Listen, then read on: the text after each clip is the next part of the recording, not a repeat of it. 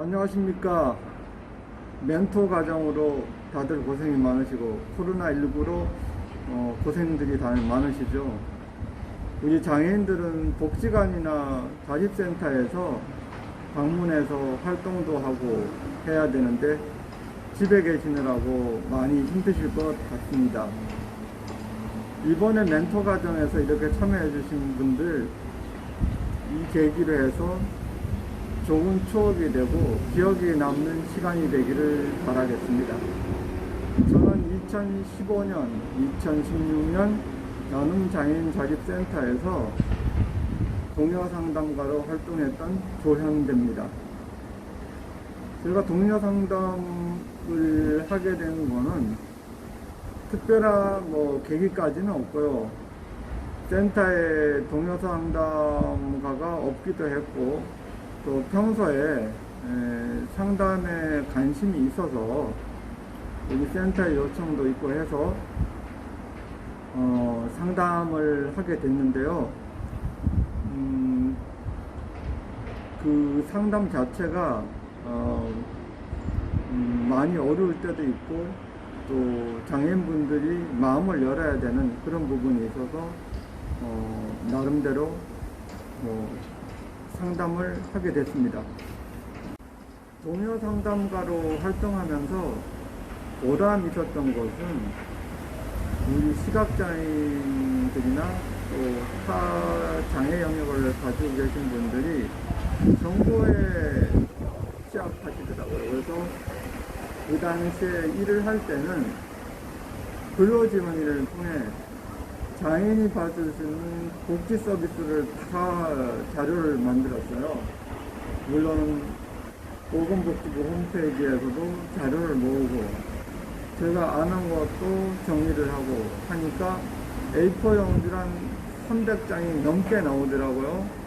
그래서 그 많이 상담을 했던 내용은 기초수급에 관한 상담도 있었고 내가 장애인인데 어떤 혜택을 받아야 될지 그걸 잘 모르는 분들이 많았어요.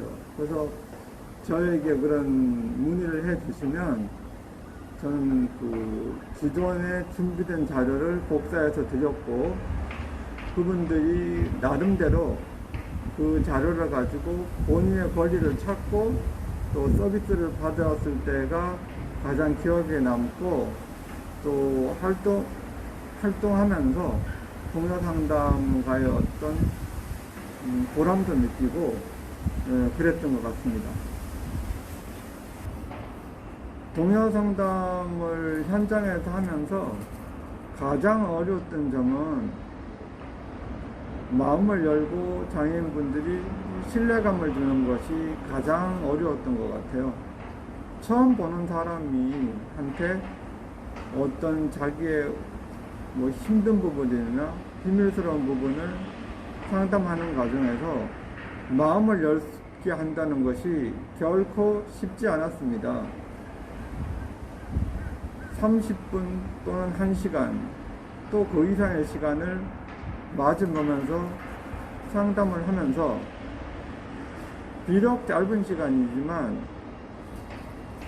저에 대한 믿음을 갖고 상담을 할 수 있게 마음을 열게 해드리는 것이 가장 어려웠고요.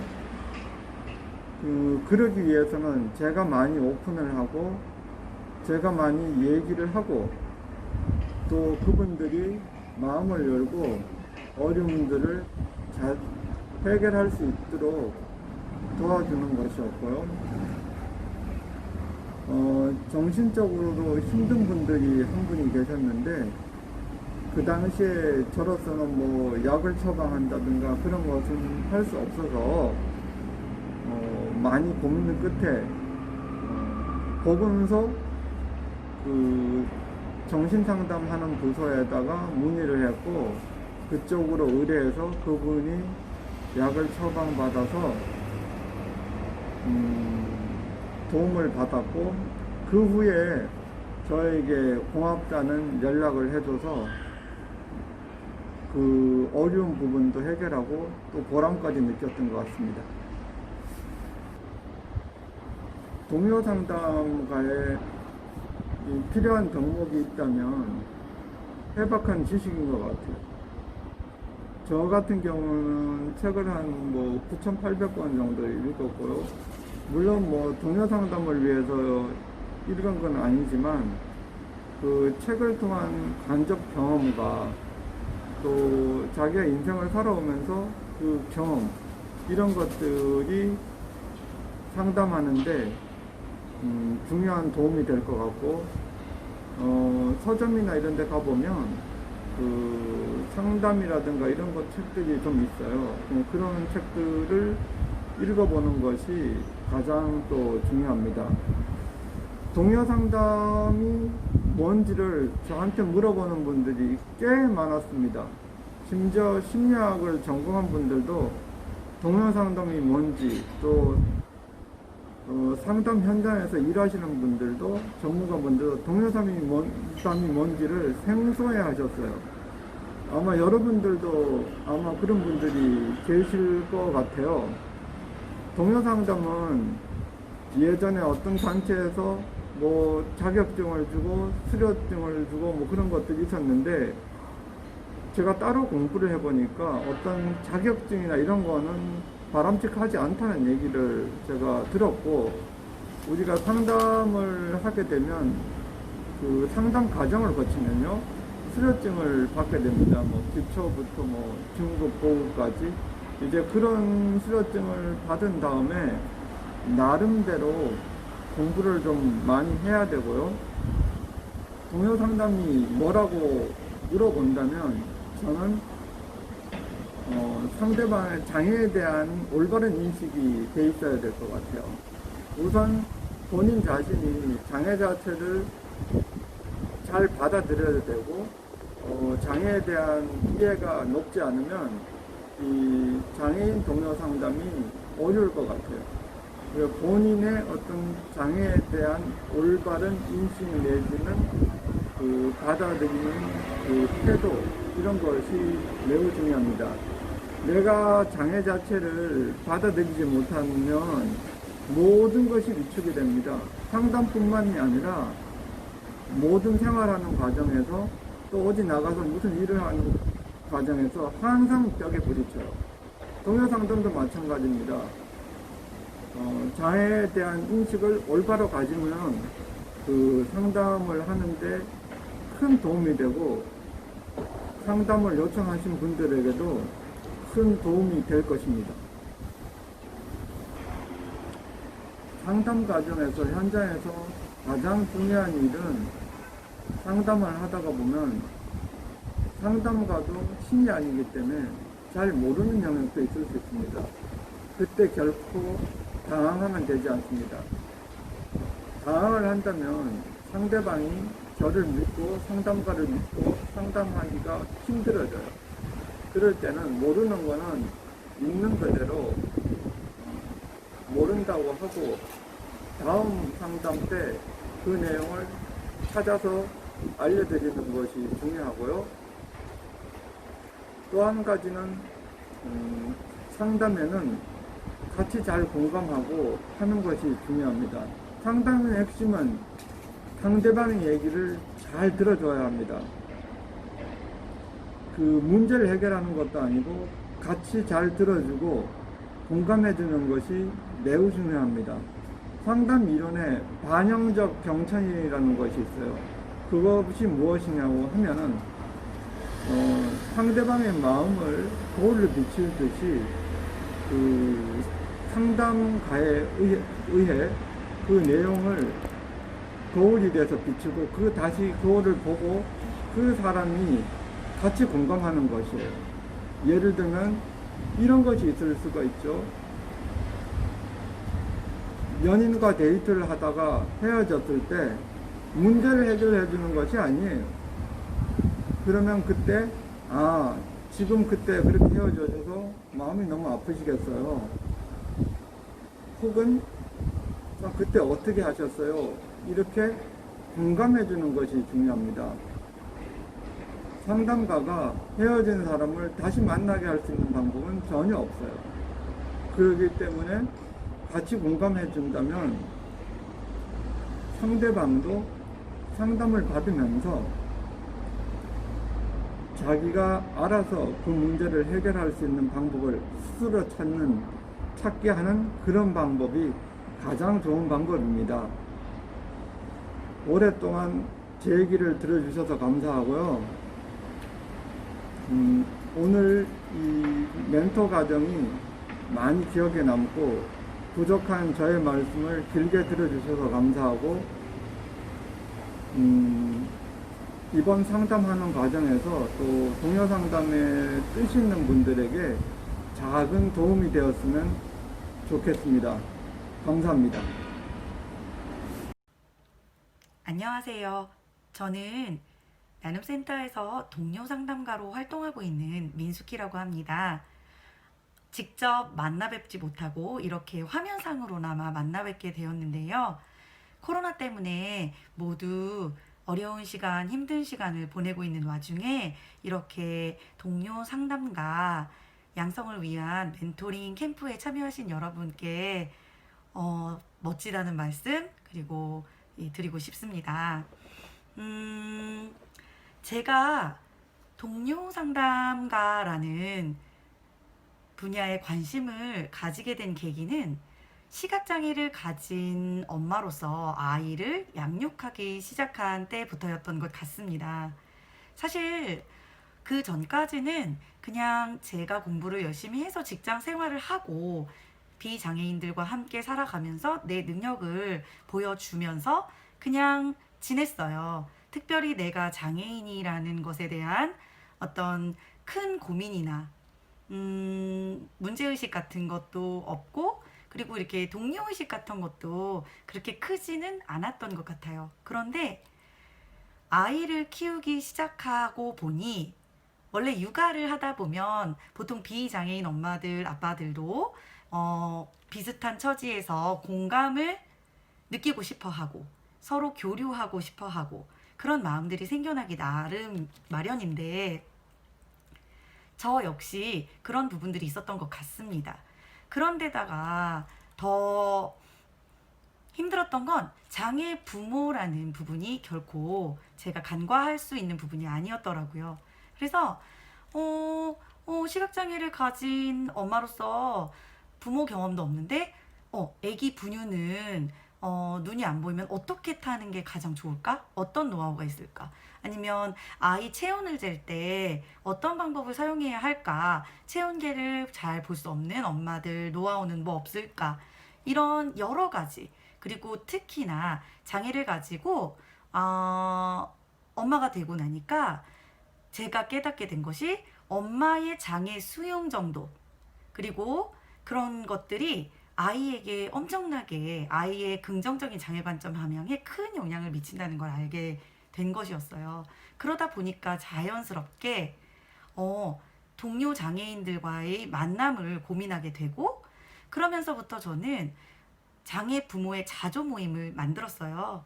그래서 처음에는 동료 상담가라기보다는 자조 모임을 만들고 이끌면서 시각장애 부모의 이제 양육에 있어서의 어려움을 서로 공유하기도 하고, 또 부모가 강점도 가지고 있기 때문에 우리 동료 상담가 과정에서 항상 그 강점을 항상 찾자고 이야기하잖아요. 그래서 부모들의 강점을 찾아서 같이 공유하기도 하고, 또 같이 위안도 나누고, 또 아이들에게도 같은 장애를 가진 부모들이 우리 부모 말고도 세상에 많이 있다는 걸 알림으로써 아이들의 긍정적인 장애 관점을 갖게 하는 데에 좀 도움을 주는 일들을 쭉 해왔어요.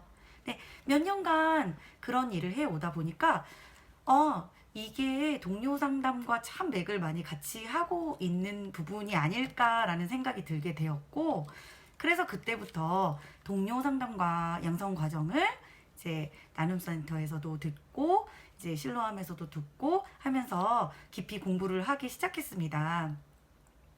그리고 나눔센터에서 또 좋은 기회를 우리 동료 상담가들 중에서 뽑아서 주셔서 MBTI 성격 유형 검사, 네, 이것을 핸들링 할 수 있는 이런 자격까지, 일반 강사 자격까지 열심히 공부를 해서 지금은 MBTI를 이용해서 이제 우리 장애를 가진 당사자들 동료 상담에 임하고 있는 상황입니다. 그래서 저는 이제는 또 동료 상담을 하다 보니까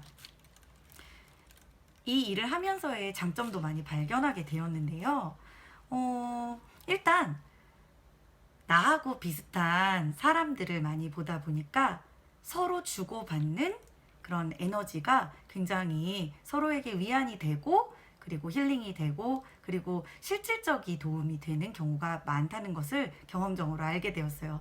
동료 상담가라고 해서 내가 어떤 사람의 문제를, 장애인의 문제를 해결해주고, 선배 장애인으로서 나는 뒷짐지고 그래 그렇게 하는 거야가 아니라, 같이 먼저 그냥 조금 먼저 겪은 사람으로서 이런 얘기 저런 얘기를 들으면서 나는 그때 그랬는데 너는 그랬구나 하면서 서로 나는 이렇게 해결해 보니까 좋더라. 예를 들면 아까 분유를 탈 때 나는 요 컵을 사용하니까 요게 딱 분유 1회분 탈 만한 컵이더라고. 그래서 요거를 놔뒀다가 요거에다가 분유를 5번에 놨다가 일회용씩 타고 그랬어. 라든가 이런 식으로 각자의 기발하고 이제 나름의 현명한 방법들을 공유하면서도 서로 도움을 얻기도 하고, 저만 도움을 얻는 게 아니라 정말 서로가 같이 도움을 얻는 그런 시간이 저한테 됐던 것 같아요. 그래서 그건 정말 동료 상담이 주는 큰 힘인 것 같습니다. 동료 상담을 진행하는 사람과 또 동료 상담을 받으면서 함께 성장하면서 같이 느끼는 그런 성장, 그 다음에 그런 힐링, 그런 게 아닐까 싶습니다. 동료 상담 하다 보면 또 어려운 점도 있기는 있어요. 왜냐면 어떨 때는 그 일이 정말 힘들고 해결되어야 한다는 걸 알지만 그거에 대해서 내가 줄 수 있는 실질적인 해결책이 없다는 마음이 들 때 좀 무력감을 느끼기도 하고, 뭔가 더 큰, 뭔가 내가 힘이 있다면 뭔가 실질적인 해결책을 줄 수 있는 사람이라면 좋겠다는 마음이 들 때도 있고, 또 이제 어떤 실질적인 자원을 사실 동료 상담가가 공급해 주는 거는 쉽지가 않잖아요. 그래서 그런 상황에 맞닥뜨렸을 때, 저 사람에게 어떤 실질적인 도움이 필요한데, 내가 너무너무 공감도 되고, 너무너무 이해도 되는데도 그 부분에 대해서 공감과 이해를 해주고, 이야기를 들어주며 지지를 하지만 실질적인 힘이 되어주지 못할 때, 자원을 공급해주는 일이 필요할 때, 그것이 되지 않을 때, 좀 마음 아프고 많이 기억에 남는 일이 있었어요. 예를 들면, 제가 언젠가 탈북을 한 시각장애인 당사자와 동료 상담을 진행한 적이 있었는데요. 그분의 이야기를 들으니까 너무너무 그분이 고립감이 클 것 같고, 또 탈북인이자 시각장애인이라는 그 두 가지의 이 마이너리티로서의 그 힘든 부분들이 너무 와닿고, 그래서 안타까워서 그분에게 이렇게 조언을 하면서도 같이 들으면서 많이 힘드셨겠어요 하고 지지를 보내면서도 실질적인 도움이 분명히 그분에겐 필요하다는 걸 알고 있었거든요. 예를 들면 대인 관계를 좀 확장하는 노력, 그리고 탈북민 사이에서도 그분이 좀 이렇게 고립되는 부분들이 있기 때문에, 그렇다고 또 시각장애인들 사이에서도 그분은 또 약간의 이방인처럼 취급을 받게 되어 힘든 부분이 있고, 그럴 때 이분을 밖으로 끌어내고 또 그분에 맞는 어떤 좋은 서비스가 있다면 이걸 내가 좀 더 어떻게 연계하고 싶고 한데, 그런 부분들이 좀 여의치 않을 때 굉장히 마음 아프고 힘든 느낌이 든 적도 있었답니다. 그럼에도 불구하고 그래도 제가 동료 상담을 이렇게 보람있게 하는 이유는 아까 말씀드렸던 것처럼 나 스스로도 힘을 얻고, 그리고 그분들의 이야기를 들으면서 공감하고 하면서 서로 상호적인 이런 소통이 이루어지고, 상호적인 지지, 상호적인 어떤 힘을 얻는 이런 통로가 되기 때문에 동료 상담의 매력을 느끼고 지금까지 열심히 하려고 노력하고 있는 것 같습니다. 동료 상담을 할 때 고려해야 될 점, 뭐 유의해야 될 점, 이런 것들에 대해서도 이제 이 질문지에 나와 있었는데, 제 생각은 첫째도 둘째도 동료 상담은 같은 위치에서의 공감인 것 같아요. 사실 상담을 한다 그러면 결국은 보통 사람들이 생각할 때 뭔가 어떤 사람이 듣고 그 사람에게 솔루션을 제공해 준다. 이런 생각을 하기 쉬운데요. 절대로 그렇지 않고 이거는 너와 나는 동등한 장애를 가지고 있고 과부가 호랍이 마음을 알듯 이신전심으로 이제 서로를 마음을 공감할 수 있고 거기에서 서로 판단하지 않고 너의 상황에 공감하고 나의 상황을 이야기하고 그래서 서로 지지하고 그리고 나름 갖고 있는 대안도 서로 주고받는 아주 상호적이고 아주 공평하고 동등한 관계로 이루어진다는 거. 네, 그 부분에 우리가 많이 집중해야 할 것 같고요. 그리고 제가 개인적으로 동료 상담을 할 때 빠지지 않으려고 노력하는 오류가 있어요. 왜냐면 저 같은 경우는 어렸을 때부터 장애를 갖고 있었고 나름의 재활을 빨리 해서 익숙하게 살아오는 어떻게 보면 프로페셔널 장애인인데요. 이런 입장에서 어떨 때는 저 사람이 장애를 가지고 저렇게 행동하면 언제 재활을 하겠어. 아니면 또 각자의 장애의 시점이나 장애의 정도 그리고 똑같은 장애라 해도 사람에 따라 받아들일 수 있는 정도나 방식 그리고 수용 정도가 다를 수 있는데 그거를 잊지 않도록 주의해야 한다는 생각을 항상 하면서 판단하지 않는 자세 그다음에 장애를 좀 더 장애는 우리가 같아 보이지만 시각장애면 시각장애 그치만 그 안에서도 아주 많은 정도가 있고 또 장애가 발현된 시기도 다르고 또 같은 장애라 해도 설사 그것이 한 개인의 특성이 다르기 때문에 그 사람이 느끼고 체감하고 그리고 수용하는 그 정도가 다를 수 있다는 걸 잊지 말고 판단하지 않고 공감하고 지지하는 자세로 동료 상담에 임하는 것이 저희가 항상 마음에 담고 유의해야 할 점이 아닌가 그런 생각을 했습니다. 제가 이렇게 영상으로 무언가를 이야기하는 게 좀 약간 우왕좌왕하면서 여러분 좀 그랬던 것도 같지만 그래도 제 마음을 잘 이해하셨으리라 믿고 제 메시지가 잘 전달되었으면 좋겠습니다. 여러분 동료 상담가로서 성장하시고 앞으로 나와 다른 동료 장애인들을 위해 지지적인 역할, 버팀목의 역할 해내실 수 있는 그런 멋지고 우리 힘찬 동료 상담가들이 되실 수 있도록 기원하고요. 네, 끝까지 들어주셔서 감사합니다. 네, 그러면 화이팅! 안녕하세요. 동료 상담가 염경래입니다. 네, 저의 닉네임을 말씀드리고 싶은데요. 바다예요. 바다처럼 깊고 넓은 사람이 되어서 사랑을 주고받는 일에 좀 탁월해 보자라는 의미에서인데요. 이렇게 이제 바다라고 하게 된 거는 중도 실명이 되면서 제가 괜찮고 착한 사람인 줄 알았는데 그렇지 않더라고요. 울퉁불퉁한 장애로 인한 상실감, 박탈감, 낮은 자존감, 그리고 이제 안전에 대한 두려움 때문에 굉장히 까칠하고 날카로움들이 나오더라고요. 그러면서 다시 내 내면을 이제 돌아보게 됐고요. 장애의 힘든 여정과 과정을 통해서 다시 깊고 넓은 제 자신을 탐색하고 찾아가기 시작했어요.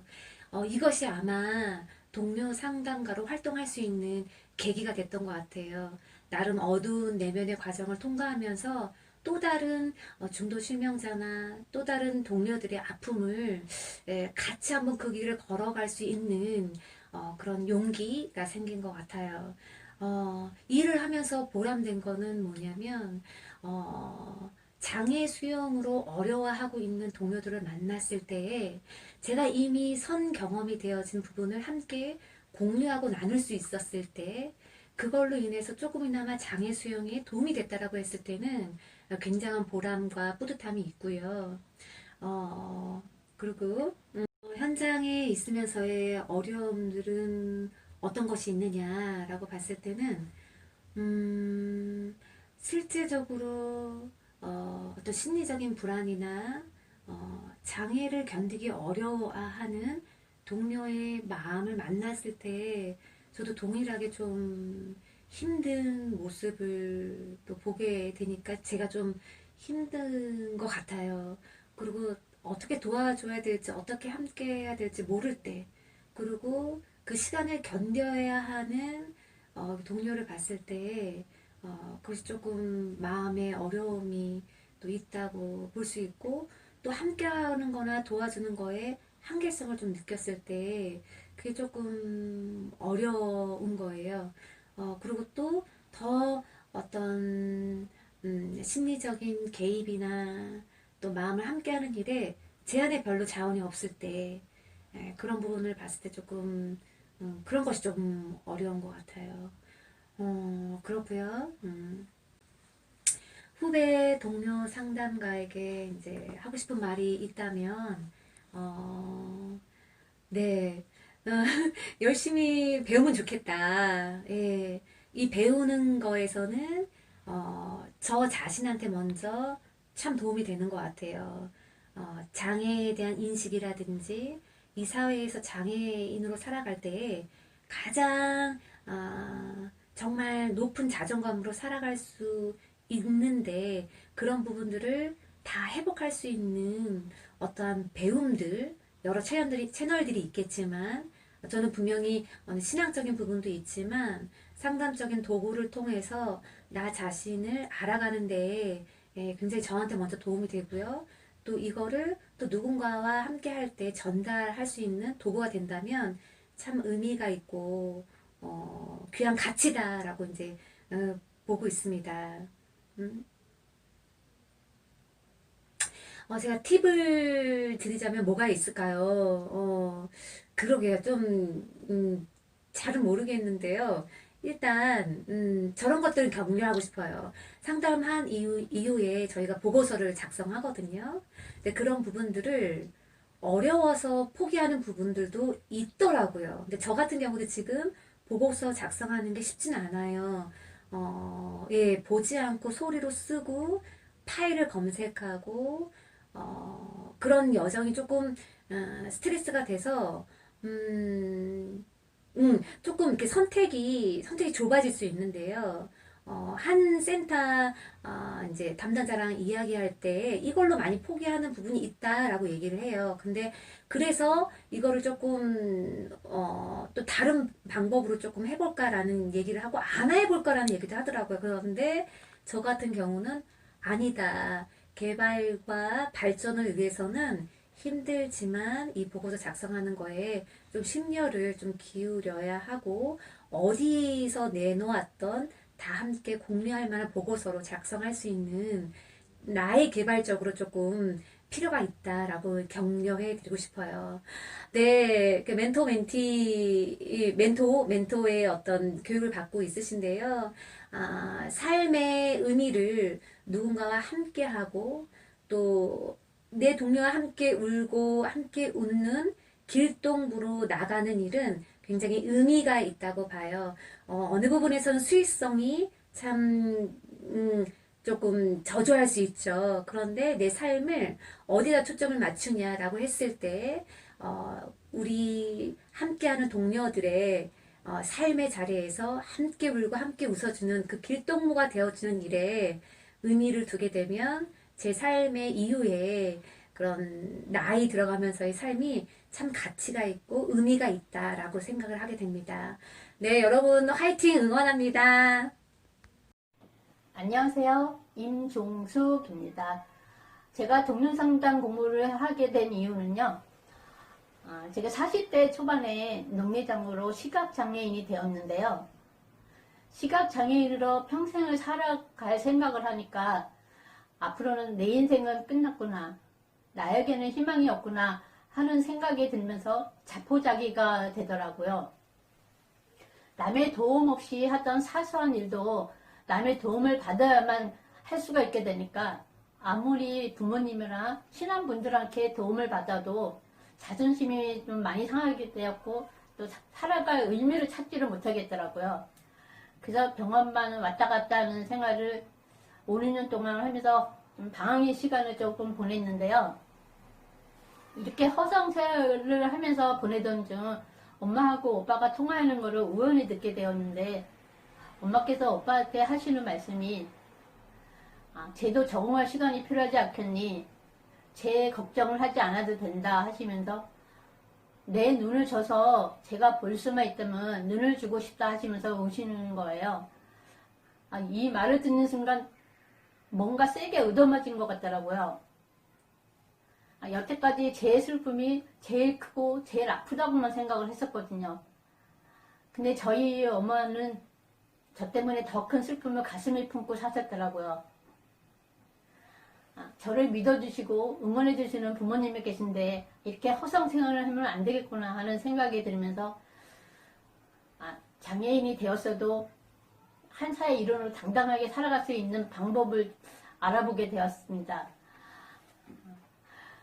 그런데 군에서 실시하는 희망 리본이라는 프로그램을 알게 되었는데요.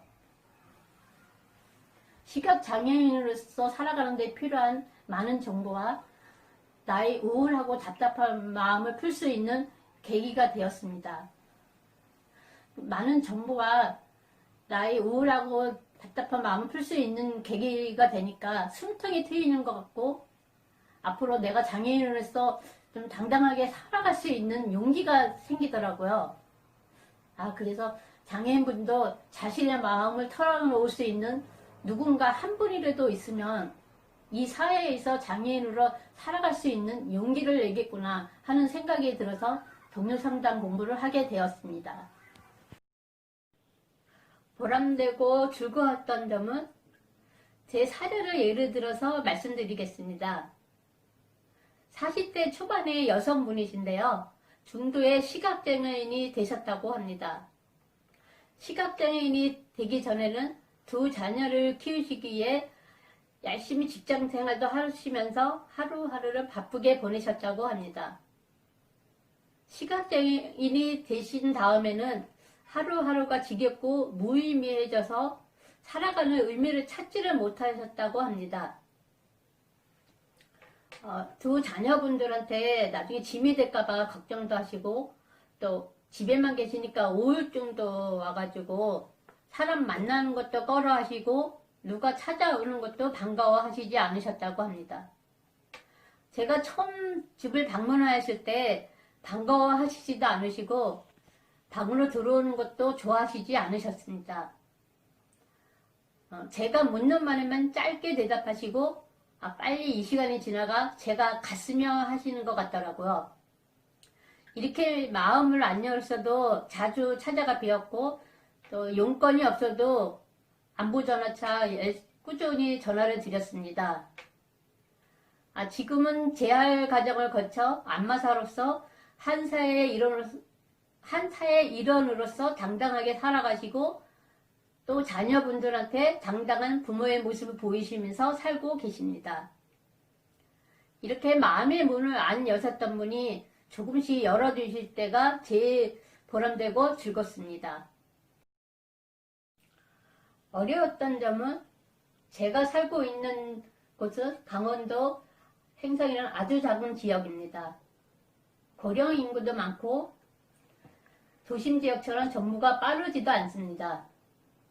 상담이라는 것은 정신이 약간 이상한 사람이 받는 거라고 여기셔서 상담을 받고 왔다고 하면 이상한 눈으로 쳐다보십니다. 장애를 가진 자녀를 키우신 부모님들은 자녀 본인 스스로 자립을 힘을 키우는데 도와주셔야 하는데 안쓰럽고 불쌍해서 부모님 품속에서 하초처럼 키우시는 분들이 많습니다.